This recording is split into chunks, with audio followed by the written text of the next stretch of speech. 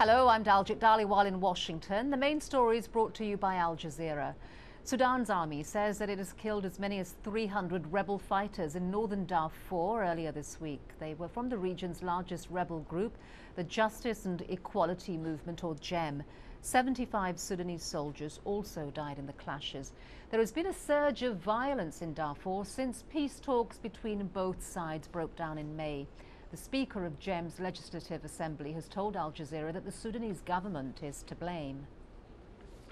Since we signed the framework agreement on the 23rd of February, there had been so many dishonoring of the agreement, and GEM has been subjected to continuous bombardment all through. But fortunately, we have managed to win every battle since then, and this is one of the battles that happened during this period.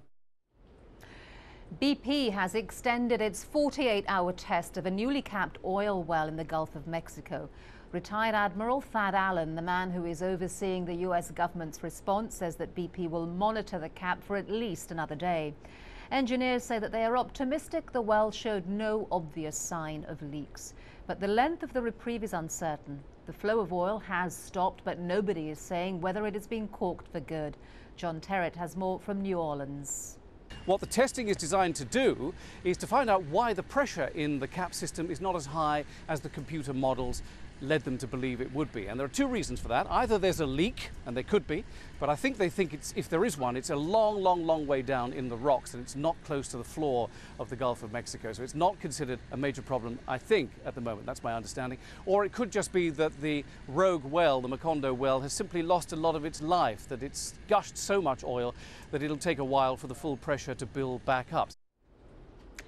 French authorities say that rioters torched cars and opened fire on police during a confrontation in the southeastern city of Grenoble.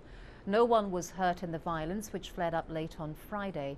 It happened 24 hours after police shot dead a man they had accused of robbing a local casino.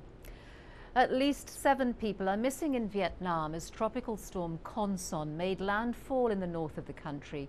Some 140,000 people have been moved out of the region. Conson was downgraded from a typhoon on Saturday, but not before leaving 2 people dead when it struck China's southern province of Hainan. It also killed dozens of people in the Philippines earlier on this week. And those are the top stories from Al Jazeera. But don't forget that you can keep up to date with all of the news all of the time by checking out our website. The address there is aljazeera.net/English.